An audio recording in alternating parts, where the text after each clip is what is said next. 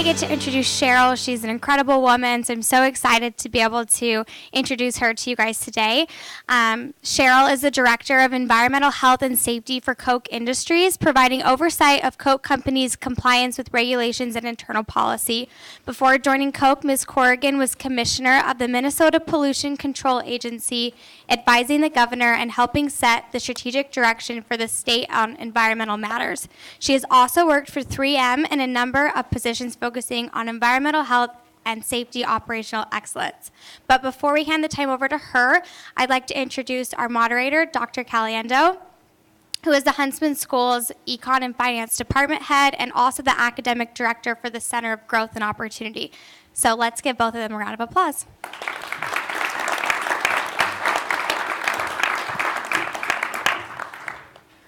Thank you so much, Paige. It's our great pleasure and honor to have Sheryl Corrigan with us here today. I just had breakfast with Sheryl, and I'm so impressed with her. And she's very, very smart, well-spoken, and I can't wait to hear the things she says to you today. So, Sheryl, thank you so much for being here. I am so pleased to be here this morning. How's our sound? Can you hear us in the back? Excellent. Yeah. Thanks, you guys. Turn it up a bit. Maybe raise your... Okay. Sheryl, you're the Director of Environmental Health and Safety at Koch Industries. For those unfamiliar with Koch Industries, can you tell us a little bit more? Yeah, so how many of you in the audience, just to help me get a level set here, how many have you heard of Koch Industries? Raise your hand. Okay, great. Unlike my mom, so I'll tell you a quick story. So I started working for Koch about 12 years ago. And I was well into my career, and my mom's pretty important in my life. I love her dearly, and she's a wonderful woman and pretty sharp. So I gave her a call after I got my role at Koch, and I called her up and I said, "Hey, Mom, I'm really, really excited. I got a job with Koch." And she said, "Oh, honey, that is so great." She said, "I love Diet Coke. Do you think they'll bring Tab back?" So anyway, so I had to say, "Well, Mom, you know what? It's the other Coke." And she said, "Oh, okay." So anyway, so Koch Industries, we like to talk about ourselves as the company that most people don't know about, but actually you run into quite often in your life. So we have a number of subsidiary companies that make the things that we all use every day. So as an example, how many of you are familiar with Cool Max? It's a trademark, so it's for workout clothes, right? Cool Max. Stainmaster Carpet. Maybe some of you have pets. Yeah, there you go. Georgia Pacific Dixie Cups. Dixie, yeah, there you go. And my all-time favorite, because it's super important from my family, because we have a big family, Northern toilet paper. Yes, that's a good one. We make that as well. We also have a subsidiary, Flint Hills Resources, that is involved in the energy sector. We're a refiner, an independent refiner, meaning we don't have upstream operations, so we don't do any collection or drilling or any of that, but we do have refining and then downstream. So consumer products, Georgia Pacific, Invista Fibers and Chemicals. We also have a fertilizer company, Koch Fertilizer. We also have a couple of cattle ranches. So we also grow beef and an electronics company. If you have an iPhone, an older iPhone anyway, the connector for the charge port is something that Koch Industries makes through our Molex electronics subsidiary.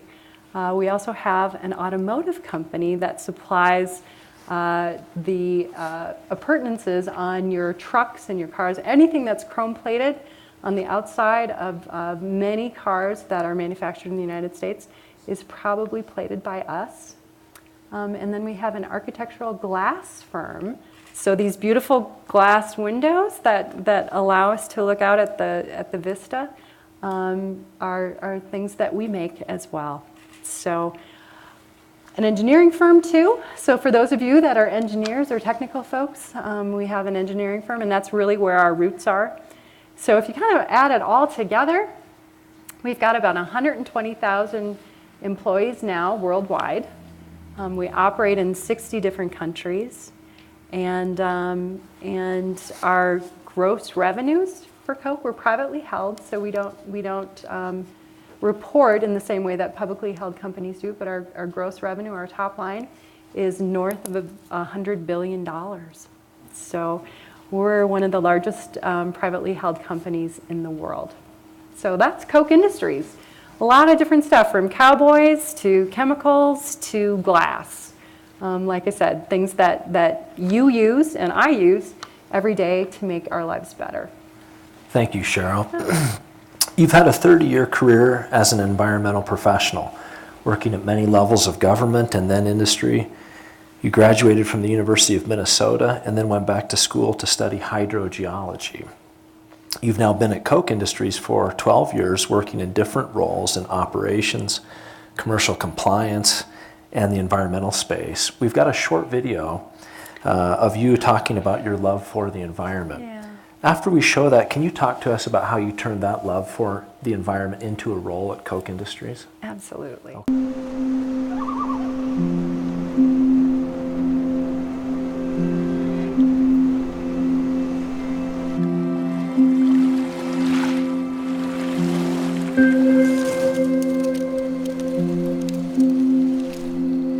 I grew up here.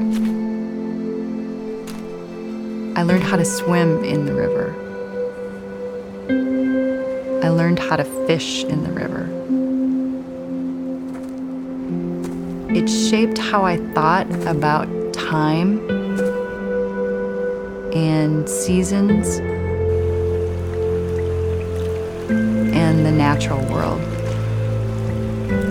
And it made me want to do the things that I do today.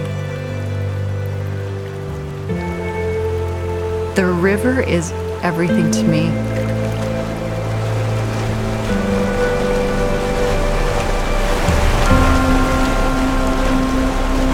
I absolutely am an environmentalist. I've worked my entire professional career in the environmental field.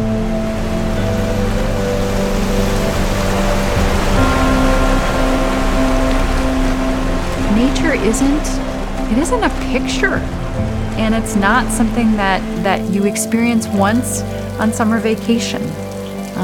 Nature is your life.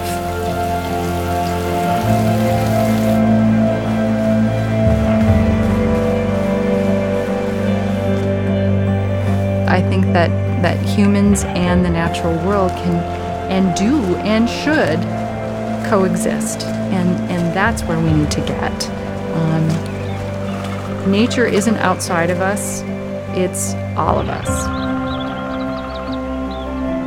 Koch Industries is a company that cares deeply about the environment and cares deeply about making the environment better, along with making people's lives better.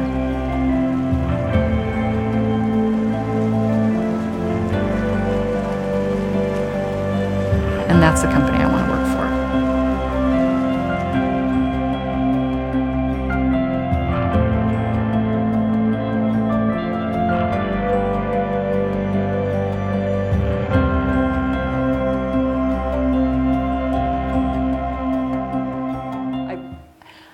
I want you all to know that is the river that I grew up on.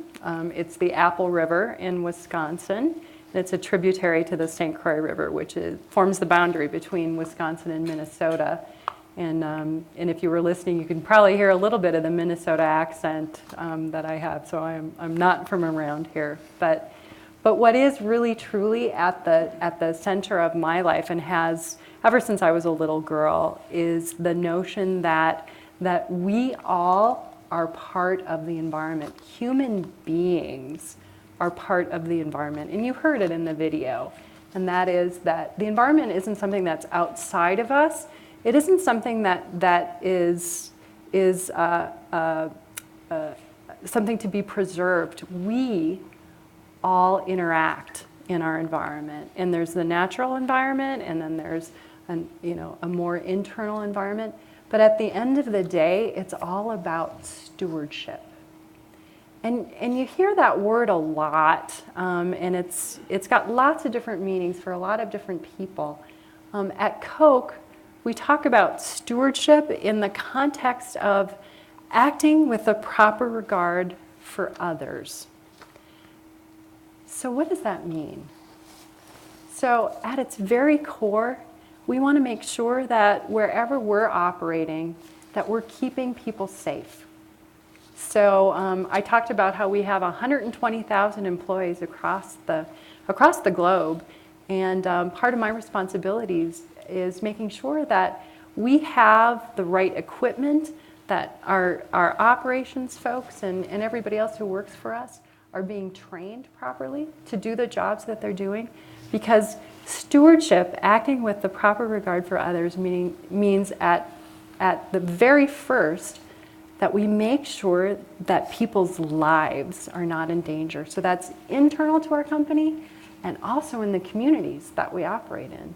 I'm sure many of you have heard stories about industries that haven't acted with the proper regard for others, in particular around communities. There's just recently, this last week in the news, in Houston, there's been a raging fire at a chemical complex down there that's affected the air quality for the Gulf, in fact, the entire Houston metro area. So understanding and taking the right actions to make sure that folks are safe internally and outside of our company boundaries is hugely important. That's part of stewardship. Then the second part is around environmental excellence. And I will tell you that at Koch Industries, because our roots are really in natural resource manufacturing, making sure that the resources that we use are used in the most efficient way possible is at the very core of what we're about. So in our refining business, for example, over the last 50 years, we work diligently to improve our processes. So every single molecule of crude oil that we use in our refining process is upgraded to make a better product, whether it's natural gas, whether it is fuel oil, whether it's gasoline, whether it's an aromatic hydrocarbon that we use for other chemical industries. We want to make sure that all of that material that we take out of the ground actually makes a difference. We don't want to waste anything because that's, number one, stewardship, but number two, it makes good business sense. So the role of business in society is, what do you think? It's to make people's lives better. And the way we do that at Koch is to make the things that you and I use every day more effectively, using fewer resources than our competitors, than your next best alternative.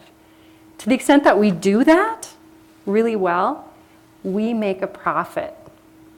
So when you think about it in that way, business, Koch, through stewardship, is really making your life better, making my life better, and also making a profit so that we can continue to do that long term. So stewardship is at the very core of what we're about at Koch Industries. Sustainability is also pretty important to us. We're in it for the long haul. We talk about our senior leaders at Koch talk all the time about how important it is to have a long-term view versus a shorter-term view, a quarter-by-quarter view. And so we want to make sure that our products and our processes are sustainable over the long term. And so we make investments.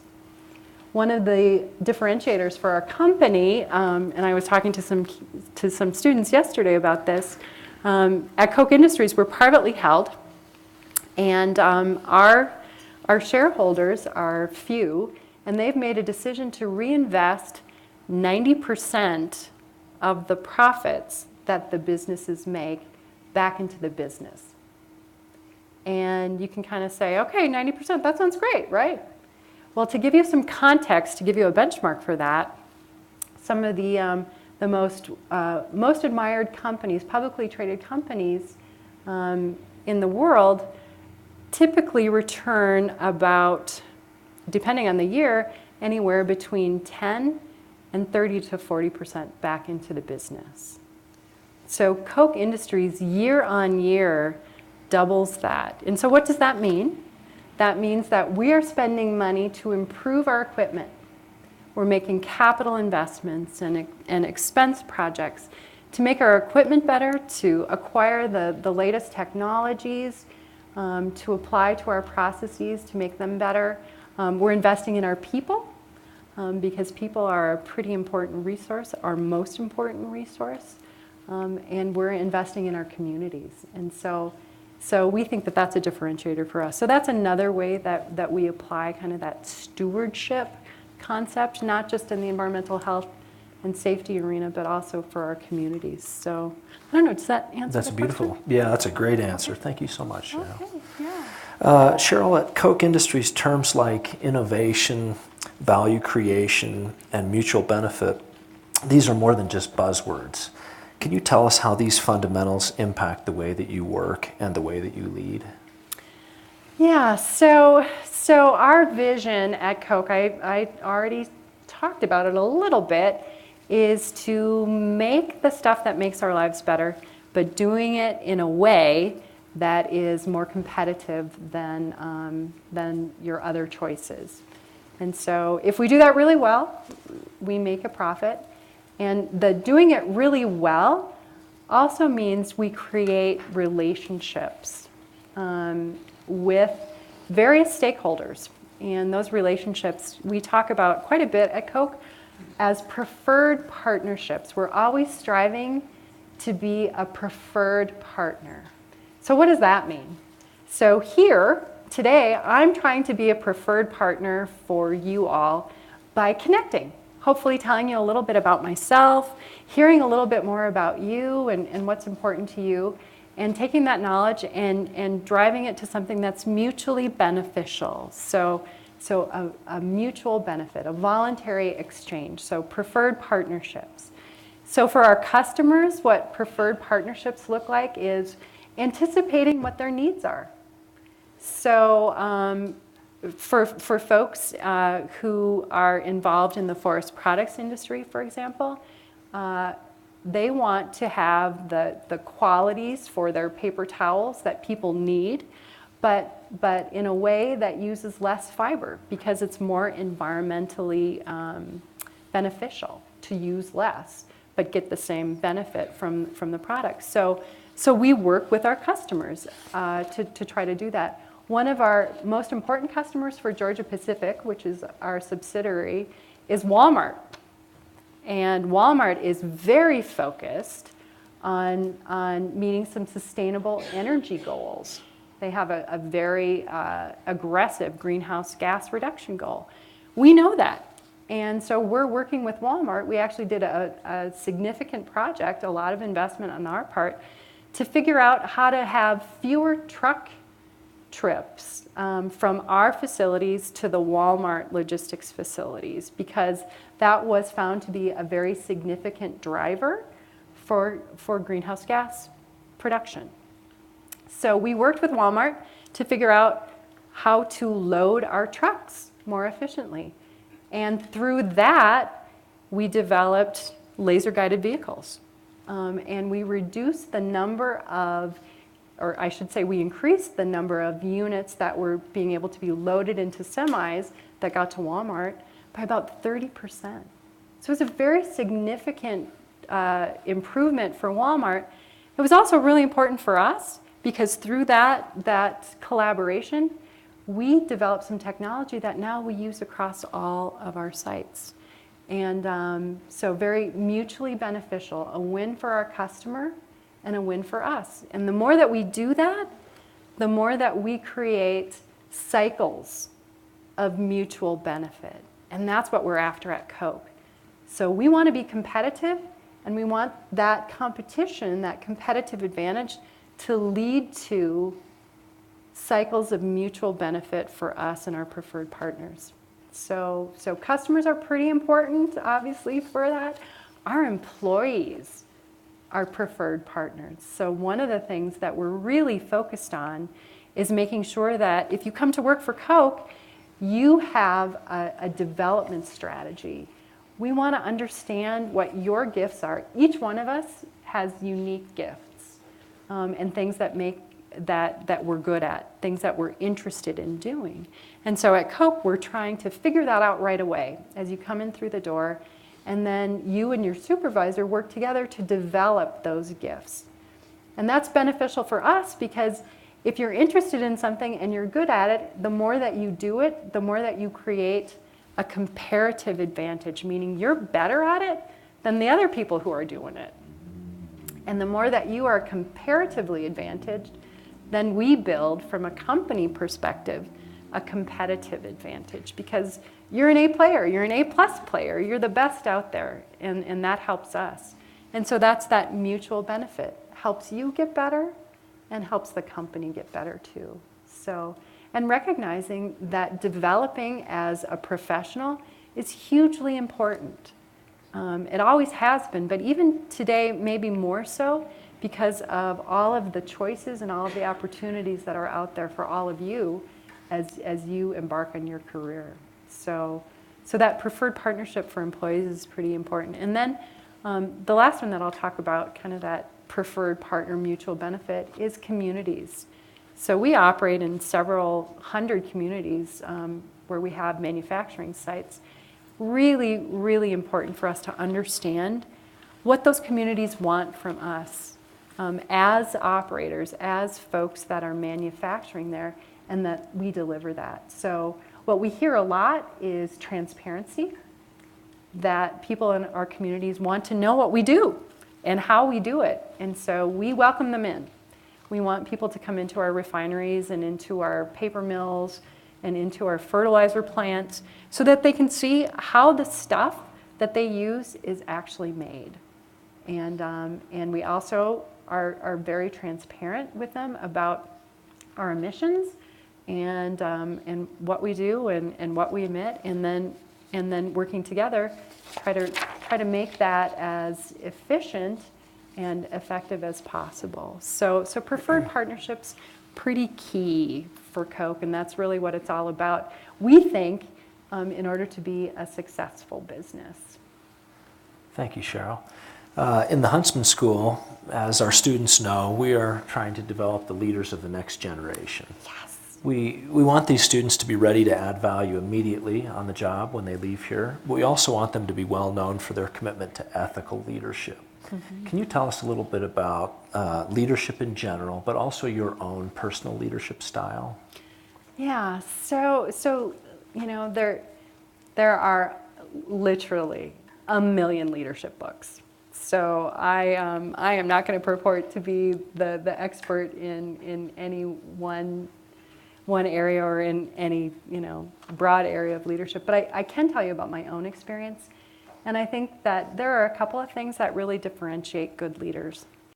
Number one, caring about people.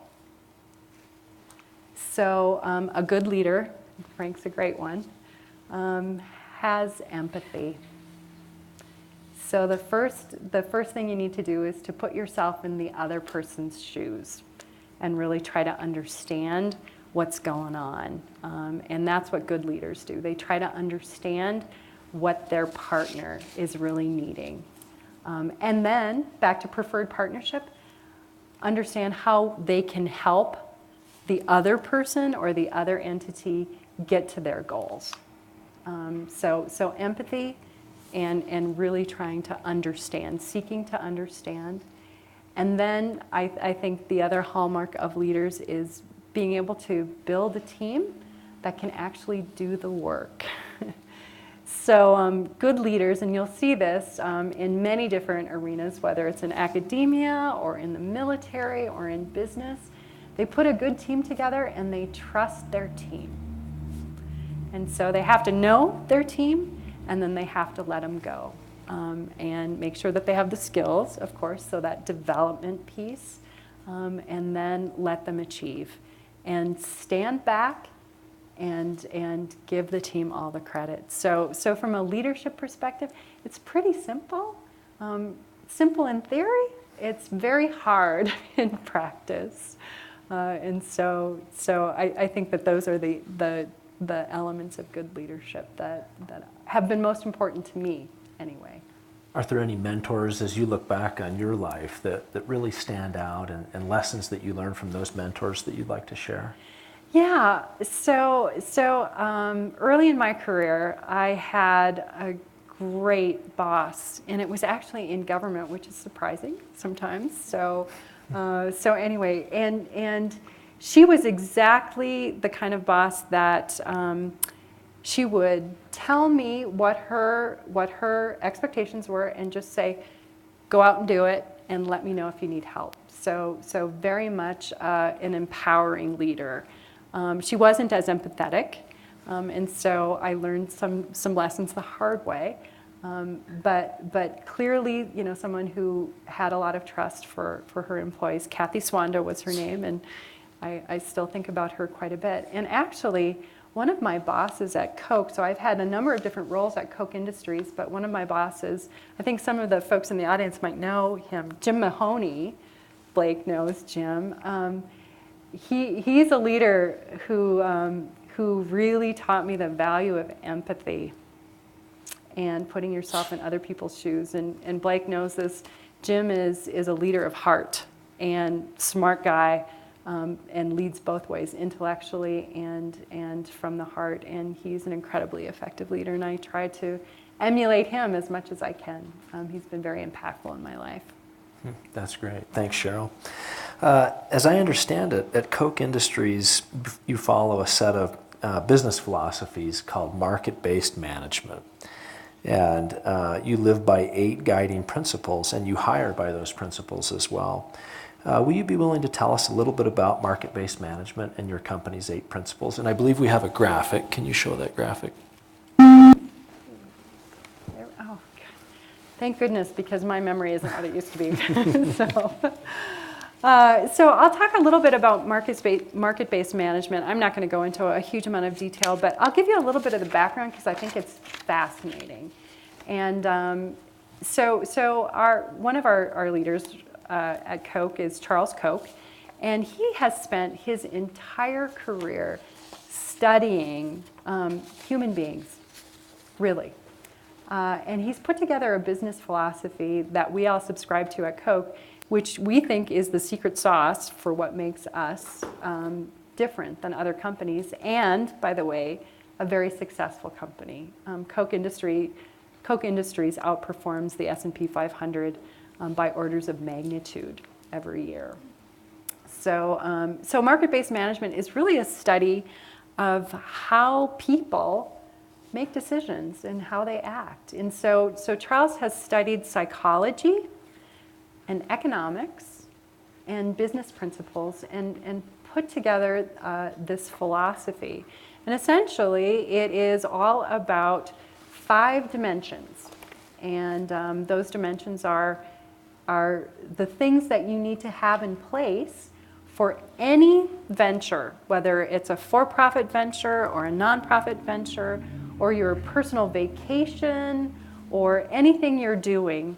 These 5 elements need to be in place in order for you to be successful. And so the first element or dimension is vision. You got to have a vision. You got to know where you're going, because otherwise you're probably not going to get there, right? The second dimension is virtue and talents. So if you know where you're going, you got to know what kind of capability you need in order to get there. So if you're going on vacation and you're going to go on a river cruise, you probably want to know what kind of boat and what kind of captain is going to be on that boat in order for you to be successful in your cruise. Virtue, you want to have that person or that capability group be aligned with the kind of values and beliefs that you have. Pretty basic. So vision, virtue, and talent. The third dimension is knowledge systems. How long is it going to take? How am I going to know when I get there? What are the things that I need to measure along the way? The fourth dimension is decision rights. In my group that I'm going to be working with, whether it's my family on vacation or whether it's with the project team that I'm working with in my working situation, who's going to be making decisions? How are they going to be making those decisions? What am I empowered? What are my authorities? So understanding decision rights, pretty important. And then the fifth and final one is incentives. Are we all rowing in the same direction? Are we all headed in the same direction? Or are there things that are going to be pulling me away or someone else on my team away from where we want to get to? And then how do I correct that? How do I get rid of that? If those 5 things, vision, virtue and talent, knowledge systems, decision rights, and incentives are all aligned and you understand where you're all headed, you're going to be successful. Doesn't matter what you're doing. That can be applied to anything in your life. And in fact, my own kids suffer from this. We go through the 5 dimensions a lot at dinner. I know, you probably don't want to have dinner with me. So that's really the framework, the market-based management framework that we apply everywhere. And it's been, as I said, wildly successful because it takes into account economic thinking, human psychology, and business practices. The other piece to market-based management, which is probably even more important than the technical side, is what you just mentioned, Frank, earlier, and that is the principles that we apply. And when I say we apply it, we really strive to live the principles, not just when we're at work, but outside of work too. Something that Charles says a lot is, you really can't hang your life at the door when you walk in the office. And so these principles are things that are pretty important to us in all aspects of our lives. So integrity, obviously, pretty important. We talked about stewardship already. One of the principles that also we've talked about a little bit is self-actualization and transformation, and that is in the context of developing people and making sure that we're finding their gifts and helping them, our employees, work towards being better every day. Those are pretty important. Humility, talked about that a little bit as well. And then principled entrepreneurship. And that's around really empowering everybody that works for us to be able to be an entrepreneur, to come up with a great idea and to move with it. And one of the key differences about Koch versus other companies is we are a capability-driven company versus a core business-driven company. And so the difference there is you'll hear often companies saying, well, we're not going to invest in that because it's not one of our core businesses. We make widgets, and we're not going to invest in anything that isn't widget making. And at Koch, what we do is invest in capabilities and then apply them to different business platforms. So there's a difference in thinking. So we apply what we're good at, whether it's trading or operations excellence or environmental health and safety excellence, and we apply that to various different businesses, which is why our company is so diverse, right? So we have forest products and we have refining, but we also have electronics and we also have data science, for example. And that's because our capabilities apply broadly versus a core business focus, which would channel you into just one particular area. So that connects directly to the principled entrepreneurship, which is very much a part of our fabric and obviously our principles at Koch. So. When you look at those 8 principles, are there any that to you connect with at a deep level that are really closest to your heart? And when you think about what the world needs, what are we most missing right now? Oh boy, I don't know. So clearly from my own personal perspective, I work in the in the EH&S arena and sustainability arena. So stewardship, we've talked about quite a bit. That very much is in my personal fabric.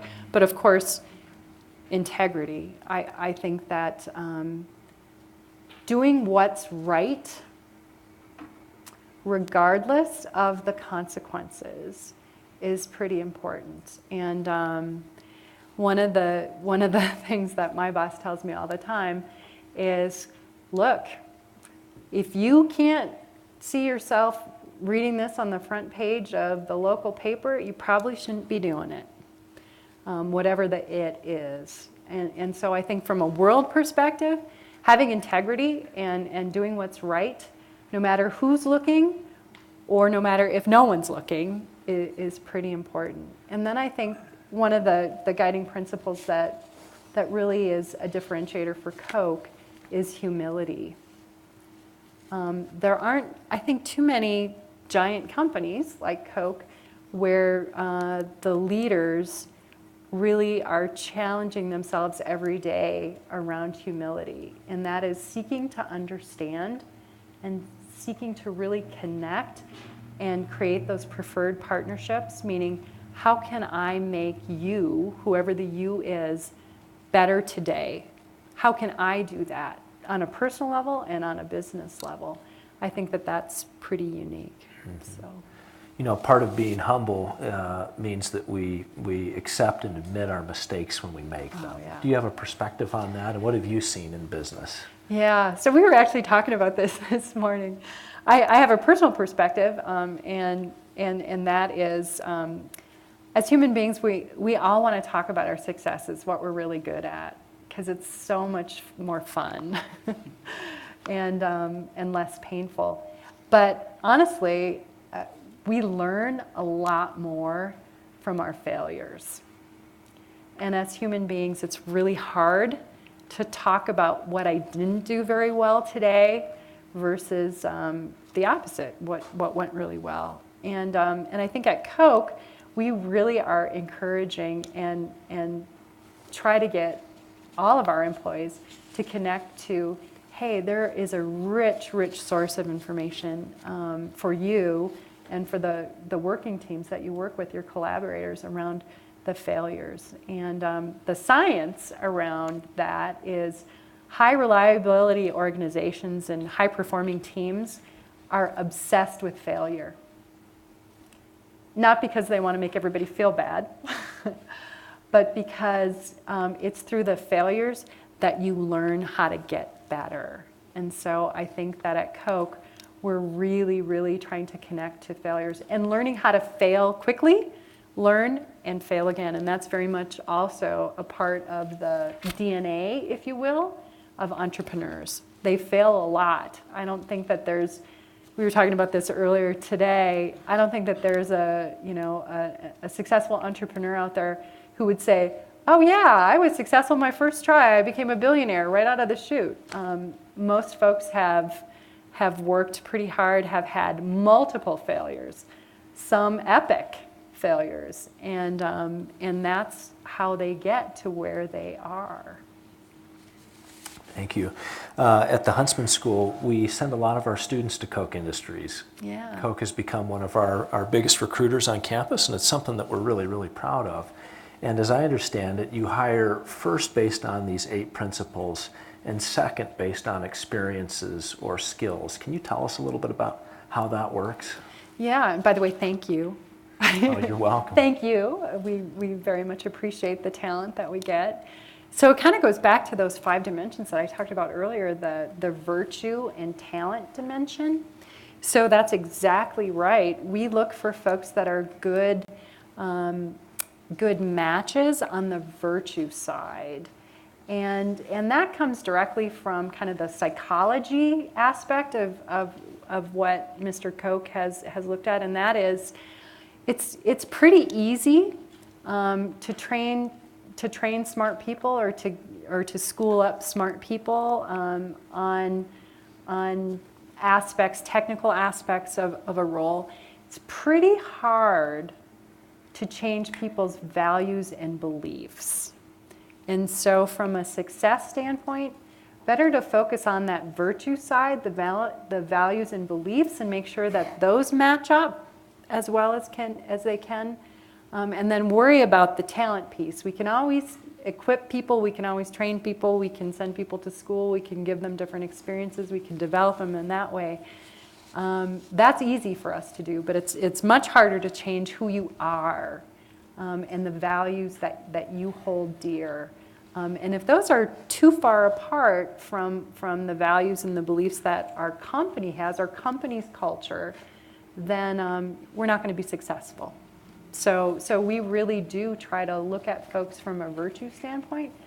And that doesn't mean, virtue doesn't mean you are above reproach or somehow a perfect human being. I don't want to make it sound like that. But what it is really, really having that gut check on values and beliefs and culture and how well do those match up and fit. Yeah, that's wonderful. What kinds of advice would you give 21-year-olds who are just finishing college, or what kind of advice would you give yourself if you could go back in time and provide some words of wisdom to a 21-year-old Sheryl Corrigan? Yeah, well, I have some experience because I have a couple of kids who are a little bit older than that now. But so we talked about this a little bit this morning with a couple of other students, and the one piece of advice that I give to my own kids, and I actually give to myself, is take risks. Take risks. Don't operate in your comfort zone. You've got to be out there and do things that you've never done before. And that kind of goes back to that failure mode concept. When you take a risk, you are not going to be successful. But you're going to learn a lot. And it's going to help you understand what your gifts really are. And then it's going to help you understand how to get better. And so it's uncomfortable. Taking risks really feels uncomfortable because you are not going to be good at it, whatever the it is. But it is going to keep you in a lifelong learning mode, which is vitally important for success down the road. So be comfortable with failure. Recognize that you are going to fail. Take the risk. Recognize you're going to fail. And then get up and start again. And that takes a lot of energy. It's a lot easier to say than it is to do. But you are not defined by the one failure that you have right out of the chute. What will define you is if you never try again. And Holly and I were just talking about that this morning. She and I were trading stories about, so I graduated from college with a geology degree. Yeah, and I haven't done geology for the last 20 years of my life. So the lesson here is what you think you're going to be today is probably not what you're going to end up doing tomorrow. But what will happen is a trajectory of chances and opportunities and risks that are going to come to you. And that's going to shape the trajectory of your career and your life. And the more you say yes to the things that you are not comfortable with, I believe the more successful you'll be. Wow, thanks, Sheryl. We've got a few minutes to open it up to questions from students. If you have a question, would you please raise your hand, and when I call on you, please stand and maybe introduce yourself with your name. Megan, go ahead.